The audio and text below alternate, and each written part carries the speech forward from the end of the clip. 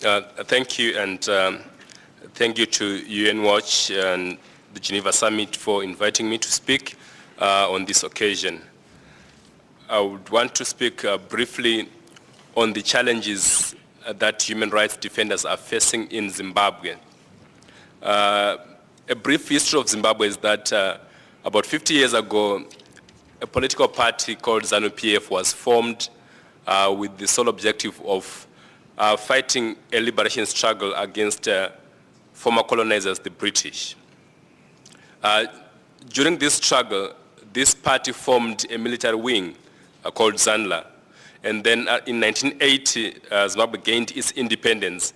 And then the military wing was transformed into the National Army, and ZANU-PF began to rule. But this fight for attaining political power and retaining political power was achieved through the barrel of the gun. So the principle for ZANU-PF was that to attain power, you have to use force. To retain power, you have to use force. And their only methodology has been to use force. Within a short period of time, they began to lose support among the population. And to retain that support by force, they deployed 4 mechanisms. The first one was to militarize the state and different institutions. At this level, the group of war veterans of the armed struggle who were deployed to force ordinary people to support the ruling party, to force ordinary people to go according to the wishes of government. The second layer was to form a youth militia, which was called the National Youth Service Brigades. This militia was a party structure, but which had some aspect of being a government program. And you'd find that today, government has just discovered that there are at least 16,000 youths from ZANU-PF who are on the payroll of government, but are not employed by government in any capacity. And then from this, there was suppression through the use of repressive laws. Several laws have been passed in Zimbabwe targeting dissent, targeting free media, to ensure that there is no free expression at all anywhere in Zimbabwe. So you'd find that now we have repressive laws that make it difficult for journalists from local media or international media to practice freely in Zimbabwe. The second level of control was to target economic institutions. And firstly, ZANU-PF's policy and program was to forcibly take over farms, predominantly from white commercial farmers who owned these farms. These farms were taken and used as tools of patronage to pay and buy support from the military, from senior police officers, from the judiciary, to the extent that all senior government personnel became compromised and partisan to ZANU-PF.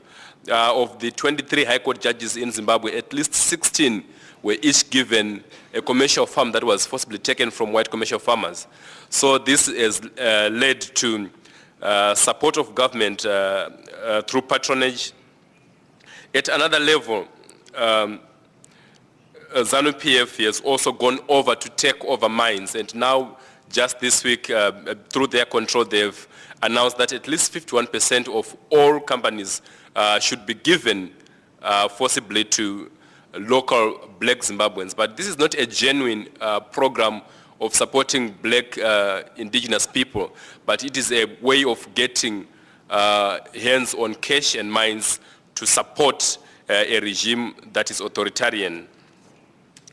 In 2008, through the use of the named war veterans, the youth militia, and the active military, ZANU-PF began a campaign to win an election against all odds as the MDC and opposition had come into power and had strong support on the ground.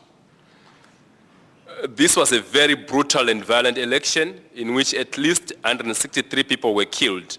And again, although ZANU-PF clearly lost the election, the presidential result was not announced for at least 35 days, in which they were trying to come up with ways of dealing with this defeat. Eventually, there was a deadlock announced and there had to be a presidential runoff in which so many people were killed, so many disappeared, others fled the country. At least 4 million of our people have fled Zimbabwe and are living outside the country at the moment, mainly in South Africa and as far abroad as the UK and here in Switzerland. After that, this fight, ZANU-PF considered that it could not form a regime on its own, but had to join hands with the opposition, the MDC. So now there is a new picture on the ground, that there are new players and we have what is called a coalition or a power-sharing government. But effectively, the ZANU-PF military regime continues to control all power and continues to exercise its authoritarian tendencies as was before this power-sharing government. As we speak, the military has all the control and continues to abuse power. The perpetrators of violence and human rights abuses from before elections in 2008 continue to enjoy power, have not been arrested, have not been brought before the courts, and in fact have been rewarded by the ZANU-PF regime. The life or the work of human rights defenders continues to be even more difficult now because really conditions on the ground are not changing. The military regime has not relented, but has only given way to accommodate the opposition on the power-sharing table. And it appears now that because of this accommodation, there is a view internationally, which is wrong, that things have improved and have changed in Zimbabwe. The authoritarian regime continues to control all the levers of power. There is no change, there are no human rights improvements, and the ZANU-PF regime refuses to ensure that the people of Zimbabwe can enjoy freely their fundamental freedoms. ZANU-PF has used this time of a power-sharing government to reconsolidate and strengthen itself again. It has been using violence specifically to retain power, so at times there is an impression that the authoritarian regime is no longer there simply because violence and repression is unleashed at certain points, especially around elections, with the specific purpose of retaining power and coercing voters to support the former ruling party ZANU-PF. So now violence has become seasonal, associated with electoral periods, and as we have now discussions that there could be a national election in 2010, the possibility, real possibility of a fresh outbreak of violence and repression is looming. And on the ground, there have been no genuine reforms to speak of that can assure the people of Zimbabwe and the international community that there is change towards democratization, political stability, and tolerance in Zimbabwe. Our message and appeal to the international community and to comrades here present is for solidarity and support, and for the need to search for the truth with regards to what is happening in Zimbabwe. Because the perception that is given by the ZANU-PF regime is that it is a genuinely pan-African movement that is fighting for the liberation of Zimbabweans, but this is a lie. What it is a group of power-hungry leaders who are enjoying the fruits of the whole nation, just a small group, and who will not relinquish power at any cost. This group is tormenting the people of Zimbabwe for the sake of retaining power. It is not interested in the welfare of Zimbabweans. It is not interested in the fundamental rights of Zimbabweans. And it has for a long time misled the international community to believe that it cares about the ordinary people in Zimbabwe when it does not do any such thing.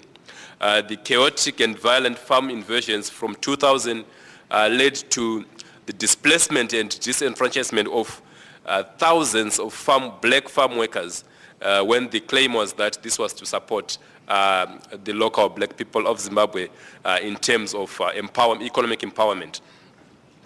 Recently, from 2006, there was a discovery of diamonds in the east of the country, and the military was quickly deployed there And in the process of trying to regain and assert control over those diamond fields, the military of Zimbabwe killed more than 200 local informal miners in that area.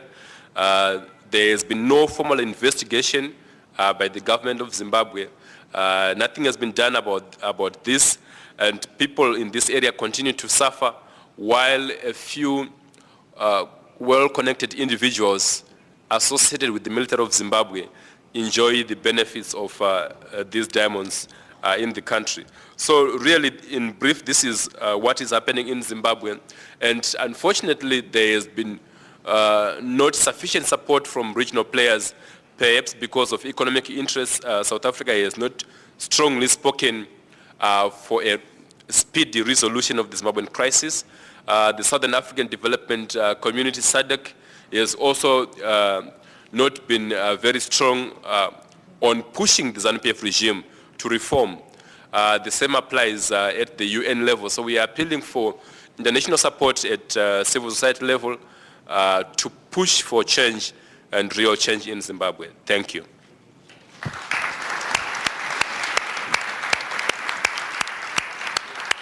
Thank you, Dewa, for